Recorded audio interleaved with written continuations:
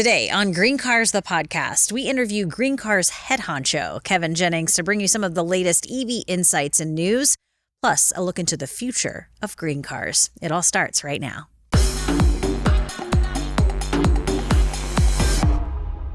Welcome to GreenCars, the podcast, where we talk about all things involving hybrid, plug-in hybrid, and electric vehicles. I'm Trish Close. And I'm Dave Nichols. Today we're going to look back at this wonderful year with EVs. That's right. And also talk about what happens when EVs get in really cold weather. And I just have to make a little note here. This is the last GreenCars episode of 2024. Yes, it is. I'm a little sad. Well, don't worry because we'll have... sad? Yeah. Okay. Well, good. I don't want to be alone over here. I'm leaving.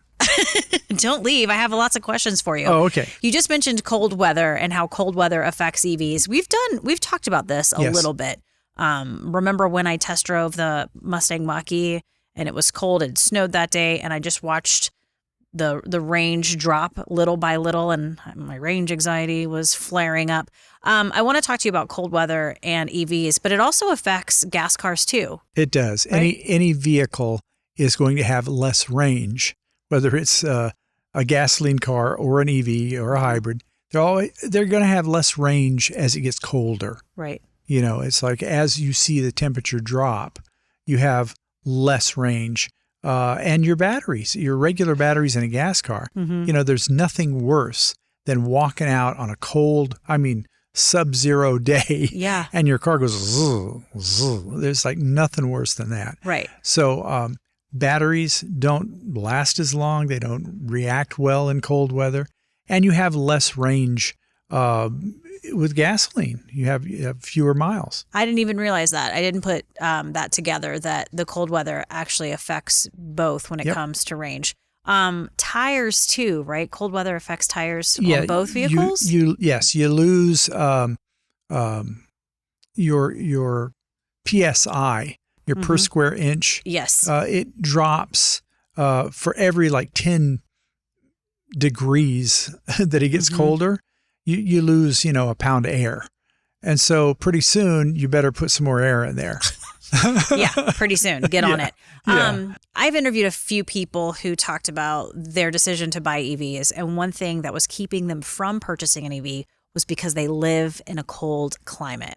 So I wanted to ask you a few tips. If you live in a cold climate and you have an electric vehicle, the heat pump, for instance, give us some tips on certain things you can do to keep your EV running smoothly. Yeah, and we should mention that one of the most pro-EV countries in the world is Norway, where it is damn cold. That's right, yeah. And they have EVs everywhere, yeah. But they plan ahead. They're used to that cold weather. And so, if you have a vehicle, make sure if you're shopping for an EV, that it has a heat pump. Okay. Because what you want to do is distribute the heat evenly inside the car. And you want to do that effectively and efficiently, and a heat pump will help you to do that. It also is a very good thing to have in that the battery itself has to be heated up before you charge it. Let's say you have to stop at an EV charge station somewhere. Right. It'll charge much quicker if the battery's heated up. If it's warm. Yeah. Right. Yeah. It's going to take a lot longer to charge a cold battery. Yep. All-wheel drive is also a good idea. Yep. And there's pros and cons to all-wheel drive with EVs, but generally speaking, in snowy weather, when you're in ice and snow and sleet, you're going to be able to control the vehicle better if it's an all-wheel drive car. Okay. And then my favorite feature of vehicles in general, heated seats. Excuse me, I got a little choked up over that. Heated seats, heated steering wheel.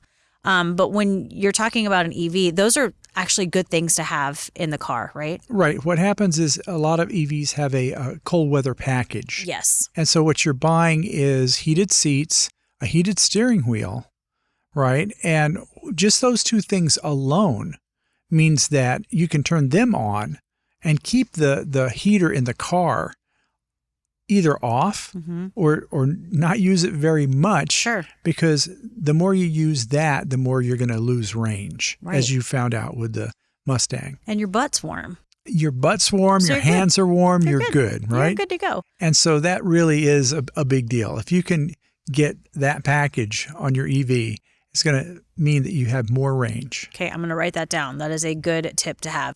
I've been reading a little bit about solid state batteries, getting back to the battery. If you have an EV in cold weather, how is that going to change the game? Well, sure, because with a solid state battery, they're talking about vehicles with a range of 700 miles. And so even if you're still losing range in cold weather, but you still have 500 miles of range, you're okay. You're doing just fine. Yeah. So even if you're still losing range because it's, minus 20 degrees out, you're still going to be okay. Okay. And you're going to be able to charge the car up quicker because it's got that heat pump in there, right? And things like that matter. So just if you're shopping for an EV, talk to your dealer about, I live in a place where it's very cold most of the year. That's going to make a difference probably in what you buy or the packages that you get. Sure. And then I've always heard there's no such thing as dumb questions, but I disagree. There are stupid questions. This may be one of them, Dave Nichols. But if let's say I'm driving, I've gone 100 miles, I need to charge or I want to charge. Is it going to take a little bit longer if I'm driving in cold weather, even though I've driven that car 100 miles? So explain this to me. Okay. If I'm driving, I'm on the freeway, and I need to charge, right? But I've been driving for the last hour. Is my car going to charge in cold weather? Is it going to charge the same amount of time? Is it going to take a little bit longer? It's not going to take longer because the car is heated up now. Okay. So the battery's heated up now, and that's the main thing. Really good to know. The hard part is when you first start out in the morning and the car's freezing cold. It's been sitting out overnight or something. Yeah. That's where the heat pump comes in. Dave, thank you for the lesson on cold weather and EVs. I feel so much smarter now. Well, good. We're all about learning here at GreenCars, the podcast. And that is a great segue to our guest today, Kevin Jennings, the man behind Lithia Motors GreenCars program. GreenCars offers an online platform to educate consumers regarding hybrid, plug-in hybrid, all-electric cars, as well as hydrogen, solar, and other forms of green technology for personal transportation. Yes, that is correct. And it's so good to have you with us today, Kevin. Thanks for being here. Yep, we're happy to have you. And we were wondering if you would take us back a couple of years and start out by talking to us about how GreenCars came to be and how it's changed in the last 2 years. Because it's changed a lot. Thanks, Trish and Dave. Oh, it's changed a ton. Yeah, absolutely. Well, now I started on GreenCars about 5 years ago, and in the early days, even when I had started on the program here, there was no website, there was no information, there was no data. So it took a lot to jump in and start to find all of those resources, aggregate them all together, and then form GreenCars into what it is today. So over the course of the years, it's we focused on the website initially. We got that all up and running. We got our curriculum ironed out, peer reviewed by other experts in the space. And then, we slowly moved into reviews and news items and started covering more adjacent areas outside of necessarily just electric cars. We have plenty of resources on the website today. And, we're starting to attend many of the Electrify Expos that are happening across the country. And those are wonderful exhibits of electric technology. And we're happy to be a part of those as well. Did you see in the very beginning, people, obviously you're saying, I'm with GreenCars, and they're saying, what's that? Has that changed over the last couple of years where now you say I'm with GreenCars and they go, oh yeah, GreenCars? A bit. There's actually been a few other websites, we'll say, that have reached out and given even me praise personally for what we've been able to do at GreenCars with the brand, with the information we have. It really feels nice to get a wave of compliments from what could be viewed as other competitors. But at the end of the day and behind the scenes, we're all working together to ensure that these new transportation options are accessible and easily identifiable in terms of what people need for their own specific lifestyles.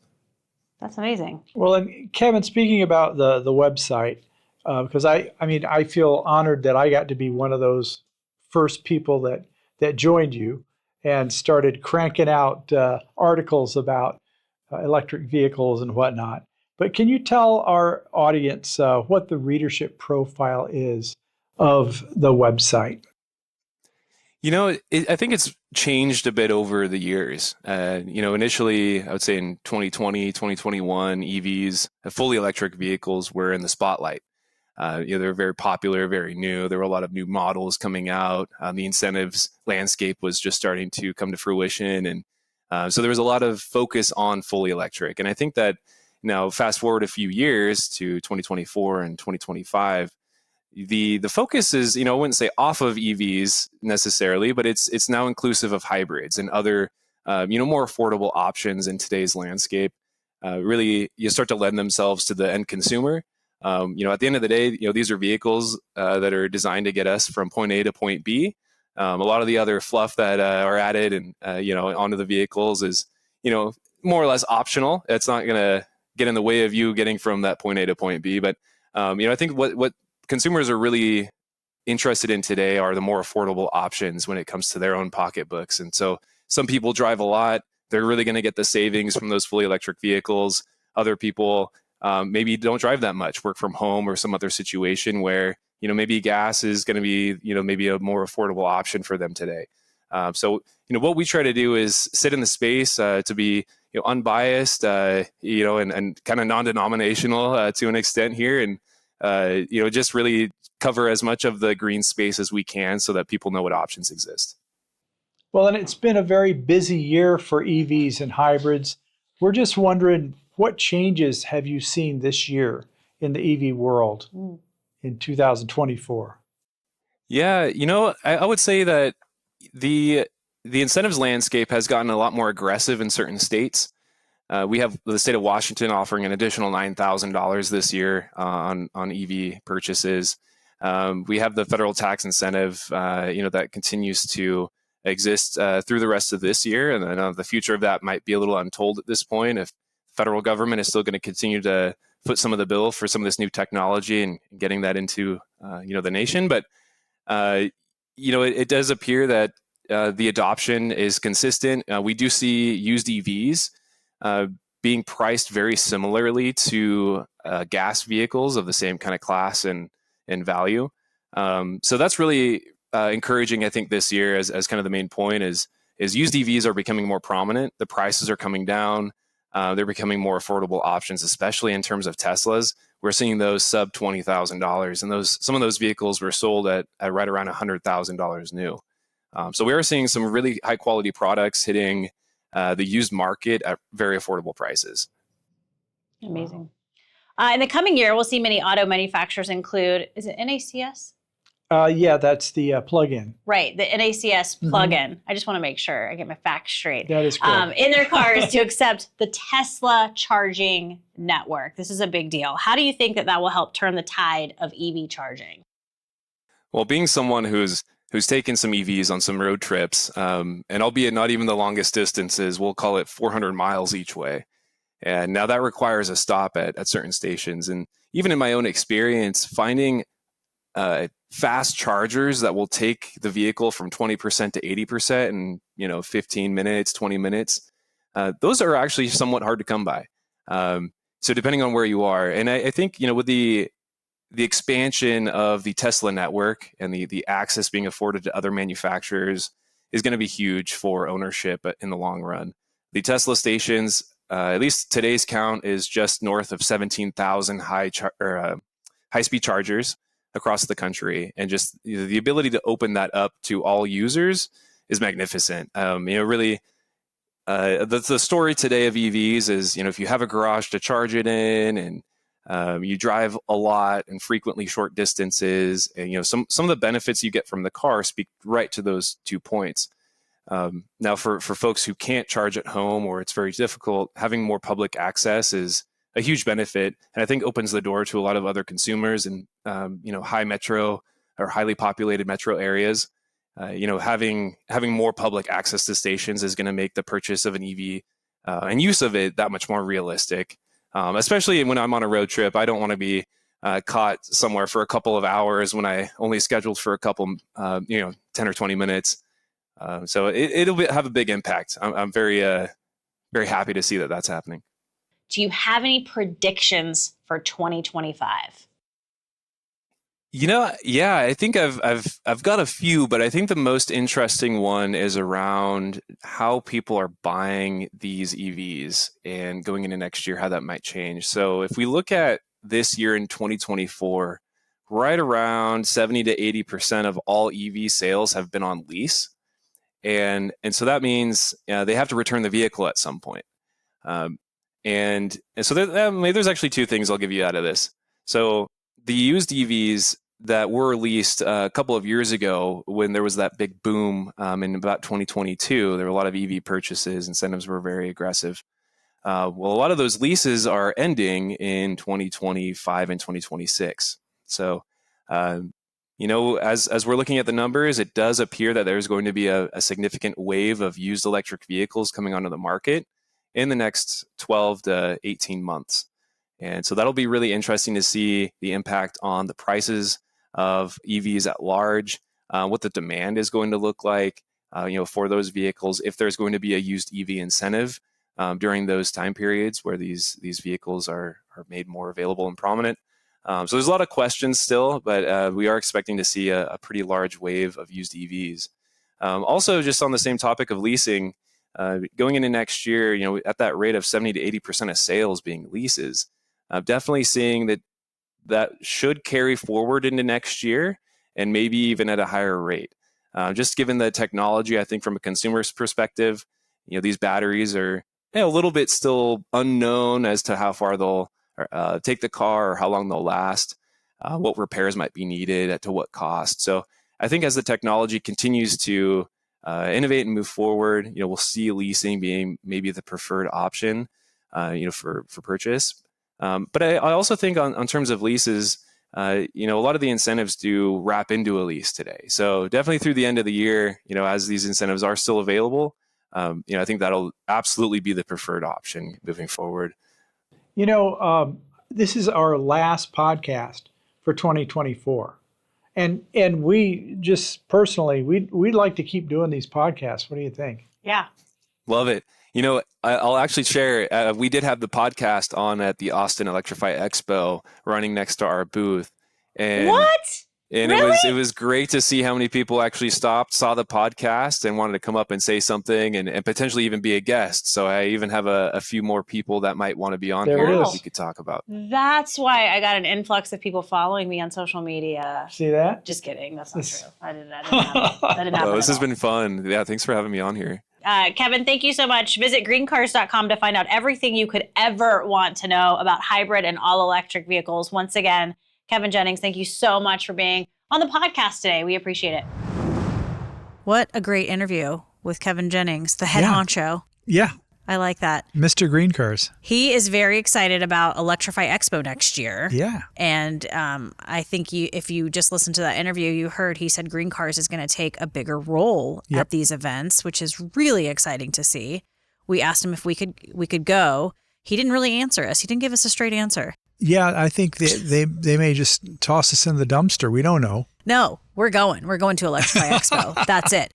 I loved how Kevin said within GreenCars, sit in the space to be unbiased and non-denominational. Right. I love that. There isn't really a whole lot of opinions within this GreenCars space. Is that an accurate statement? Yeah, it's fascinating because we're at an interesting time in history. Yeah. Where we have gone from 100 years of gasoline-powered vehicles, which could have been EVs from the very beginning. Right. It sort of fell apart when the Model T came out. Yeah. And it's like, well, wait a minute, we'll go with gasoline. And I remember that history lesson in one of our episodes for sure. Right. You have been a part of GreenCars from the very beginning. You've been writing so much content about GreenCars with Kevin, right? I mean, it's from the very, very beginning. So if you can, When GreenCars started to where we are now, what is different? Well, I'll tell you what was great is that the company, Lithia Motors, allowed us to make it an educational place. Mm-hmm. So the first thing was to get people to understand what electric cars are, what you can do, what you can't do, what the range is like, really educate people on this thing that is coming. And today we have a situation where you go to the Electrify Expo and people know GreenCars. They've seen GreenCars. They've heard about it. They've gone to the website. And what's great about that is we went from being just a place to educate people about hybrids and electric cars primarily, to now they go to GreenCars to research cars they want to buy. Yes. And so let's say you want to buy a particular car and you learn about it by going to GreenCars and you read articles and you read reviews and all this sort of thing. Mm-hmm. That is now translating into sales for Lithia Motors, which of course they like. Absolutely. That's the goal, right? That's the whole point. Yeah. Yeah. Yeah. And so that takes us to where's it going to go? Sure. From here. Like I keep thinking in 10 years from now. I was going to ask you to pull out your crystal ball. Thank you. Yeah. All cars are going to be GreenCars of one form or another. Mm-hmm. I mean, people that love their old classic gasoline car, they're going to still have that car if they want it. But every car that you will be able to purchase, it's just going to make more sense to have a hybrid than a gasoline-only vehicle that gets 20 miles to the gallon and your hybrid gets 50, to the gallon. It's just going to make more sense to you. 100%. And it's not going to be, there's not going to be anything like, oh, well, these cars cost more, because eventually they won't cost more. Mm-hmm. So whether it's an electric vehicle or a hybrid, the price thing is going to come down. Mm-hmm. People are going to be more accepting of it Mm-hmm. as we work out the kinks, like as we see happening with the charging networks, where Tesla is allowing everyone to use their charge network now, which is going to change the game when it comes to charging. Yeah, it's going to be easier and it's going to be a simple process.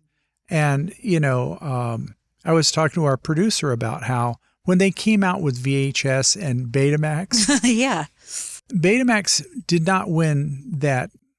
It was like VHS won because if you went to a rental store, they used to have these, I don't know if you remember this, Trish, but they had these things that you could rent videotapes. Oh, back in my day, they had a video store. Yeah, Blockbuster. Hello, I'm not that young. I remember Blockbuster. Love Blockbuster. But you'd go into a Blockbuster and there'd be 3 walls full of VHS tapes, and there'd be a little area this big that those are the beta tapes we have, and it's like, okay, well, I guess I can see why VHS won out. Sure. It's like that's where it went. So it will be interesting in 10 years' time to see where GreenCars is in 10 years, right? I mean, do you think, I hope it still will be an educational space for people who are still learning about electric vehicles and hybrids. Right.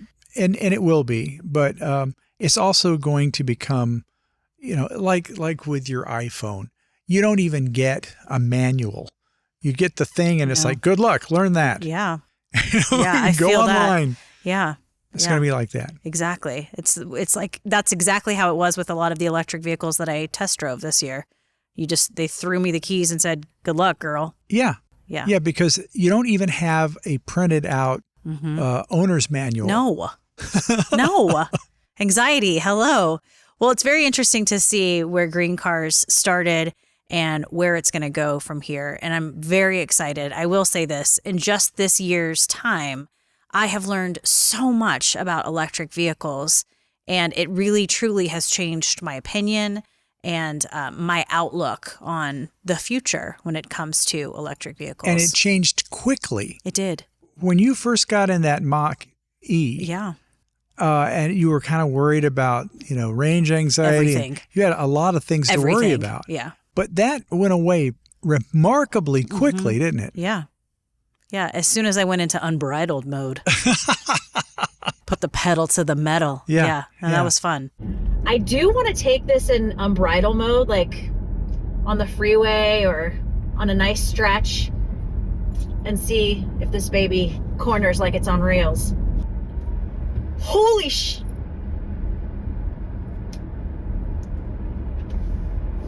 This is going to be a lot of fun. All right, now we would like to look back at the year of GreenCars, the podcast, all of our adventures in 2024, in a little thing we call the year in ludicrous speed. Nice.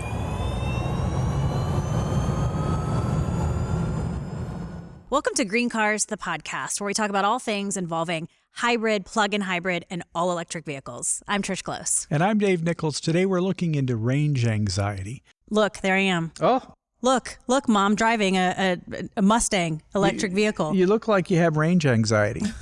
How'd you know? You have to hit the go pedal for it to go.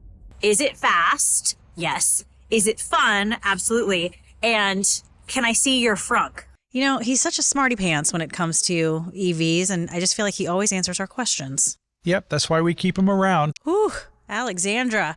We are so excited to have you on the podcast today. Good to see you. Thank you so much for being here. Oh, I'm so happy, and congratulations on the podcast. I've seen it and I'm a fan. Today on GreenCars, the podcast, we look into gasoline cars that have been converted into all-electric vehicles. Find out more right now. And I just pop it wide open and hold on, and I win every time. The wizard knows things. He does. How does he keep all that information in his head? I'm Trish Close. And I'm Dave Nichols. Today we explore what it really takes to service an electric vehicle as compared to a hybrid or plug-in hybrid. All three are different, and we'll bring in an expert to explain all. We put you behind the wheel of that new BMW iX M60. How was that? Oh my gosh. As you'll see in my test drive, I call it the 3 Fs. It's fast, fancy, and fun. It's a true luxury EV SUV. It's a blast to drive. You have to trust the vehicle. You have to trust the vehicle. Are we working? Am I getting out? Is it working?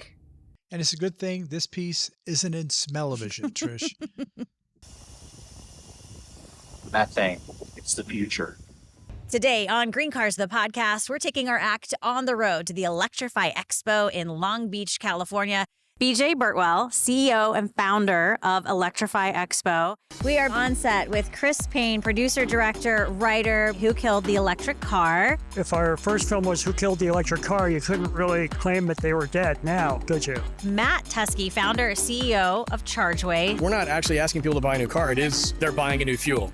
Zan Dubin, we've been waiting a long time to interview you here on the GreenCars podcast. Don't ever doubt the power of a small group of committed people. Aloha. Cheers. Cheers. Here. These are lovely.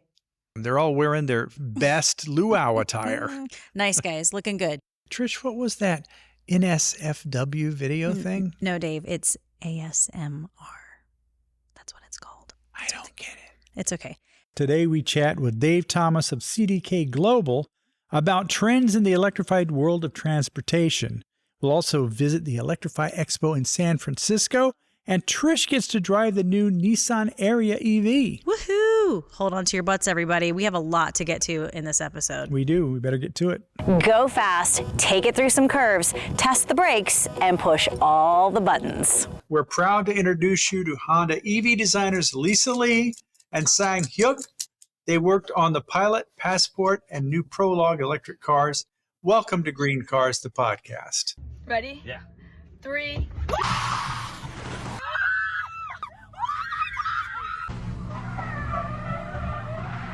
Someone is trusting me with their beautiful, very fast electric vehicle to give it a little test run for a couple of days.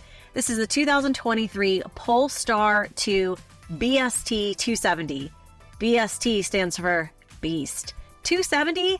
There's only 270 of this vehicle in the entire world. It was famous for going, I'm not even going to attempt to recreate what you just made. Awooga. Awooga. Yeah. All right, I'm ready to do my first review of a motorcycle. It's a Naxion e-bike, Dave. A Naxion? An e-bike. Oh. Okay. I've been riding motorcycles for over 50 years and have been editing the world's largest biker magazine for over 30 years. I've ridden every major brand of bike, but this is my first time on an electric motorcycle. It's time to wrap up this holiday special. Whoa, nice. With Trish. I'm a serious journalist. We'd like to hear from you. What a year 2024 was. Do you remember the first episode? Yeah. You had to help me pronounce basically everything that I said in the microphone. It was very interesting because the podcast has evolved a lot. So much. Over this last year. You remember What's Up? Yeah. Our clever news segment. Right. When we were talking about EVs. We did away with that, I want to say, because we couldn't keep up. We couldn't keep up with all the changing news, right? It's also, it keeps it from being evergreen. Sure. It's like, oh, that's back when they had, Yeah. Yeah. Exactly. All right. I want to go back through the year just for a hot minute and throw some things at you. All the car reviews we did. The motorcycle review. Yes. Not a fan. He's not a fan of that at all. One of my favorite episodes was the history of EVs. Yes, that was terrific. Where we had the fellow with the British accent come on. Electric motorcars. Motorcars. Yes, I love that. We're doing a podcast in the UK called Electric Motorcars. Oh, wonderful. No, we're not. That's a lie, everybody. That was a lie. Some of the interviews we did were fantastic. Alexandra Paul. Yes. Oh. Yes. Do you know, I just watched the movie Christine. That was like, she was just a kid in that movie. It was 1983, where she's, battling this demon car. Which is interesting for her whole thing that she had to go through with EVs that we found out about later. Right. But she was a babe. Total babe. She still is. She still is a babe. I actually ran into her at the airport after we interviewed her. I gave her a big old hug. She probably called security on me. But no, she's absolutely fabulous. And what I love about Alexandra Paul, which is what you'll find in a lot of these activists, especially EV activists, she talks the talk and she walks the walk 100%. 100%.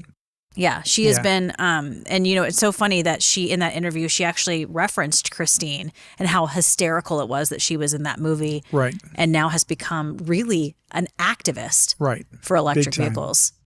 Paul Scott. Yep. Our buddy Paul Scott down in Southern California.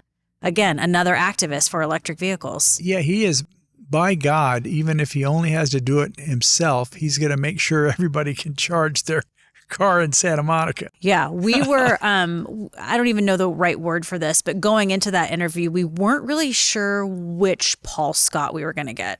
Paul Scott, the, very passionate activist, or, Paul Scott, the guy who was, at city council going, this is what we need to do. And, but we got the best version of him and some great stories. Turns out all you got to do is talk about his electric motorcycle and he's like, he's good to go. What did he say about that?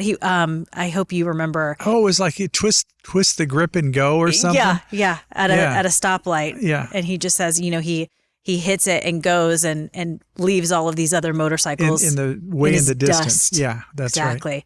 Right. Zan Dubin. Do you remember the interview with Zan Dubin? Yeah, we did that at the Expo, Electrify Expo. That's right. She is a powerhouse. Powerhouse. That's so funny. I wrote that exact word down for her. An absolute powerhouse. She's one of those where she wants to see something changed, and by goodness, she's going to make sure it happens. And if you don't remember, folks, it's the one where she talks about taking on Disney. Disney. Yeah. And Auto World, is it Auto? It's they're Autotopia. Autotopia, thank you. Right. And basically saying it's really a health concern because you walk into this area of the park and the exhaust hits you. And she said, why aren't we changing this? We need to change all of these cars to electric. Well, and it's funny because anybody that's been to Disneyland, it's like we've all done that. You walk over to Autotopia and it's like, what is going on here? And that's it. It's like, well. Sound effects brought to you by Dave Nichols. But, the thing about her is she actually does something about it. Yeah. She takes on this enormous corporation that has more lawyers than anyone. I know. And it's like, nope. Not afraid whatsoever. I love the way she has gone about this path of taking on, again, corporations like Disney. And then lastly, I just want to throw this at you too.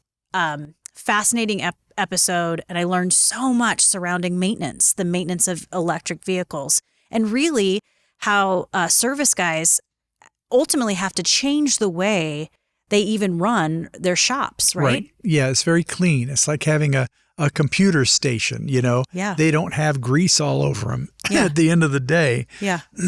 But the way we even maintain a car as more electric vehicles hit the road, I mean, that is all going to change. There's very little to do on an EV. Yeah. Zero fluids except for windshield wiper fluid. Right. See, y'all, I was paying attention. She remembers. I was paying attention. Love it. You learned many things in 2024. It's been a fun, bumpy and smooth and fast ride.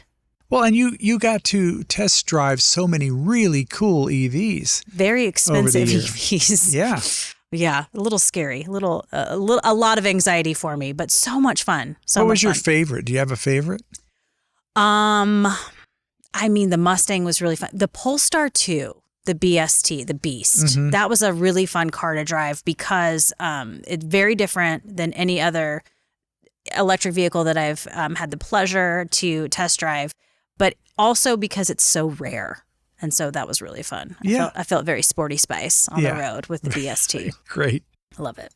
And if you want to join in on the fun, you can check out all of these episodes. They are on our YouTube channel, GreenCars HQ. You can listen to these episodes wherever you like to listen to podcasts. And that's a wrap on 2024. Thank you, sir. It's time to celebrate, I think. I think so. We got a little bubbles. Let's see if we can make this happen here. Okay. I'm a little without worried. It being really messy. A little worried. Do we get it? Almost? Yes. Nice. Look at that. Beautiful. Ha-ha. All right. Pass that over here. I'll just go. No. Pour us a little, Dave. It's been so much fun working with you this year. You have taught me so much about green cars and hybrids and plug-in hybrids. Here you go, sir. Very good. Cheers. With that, we'd love to hear from you. If you're watching these episodes, leave us a comment on our YouTube channel. You can also drop us a comment on any of our social media platforms. And don't forget, when it comes to EVs, stay informed, stay charged. One more cheers for you, Dave. Cheers.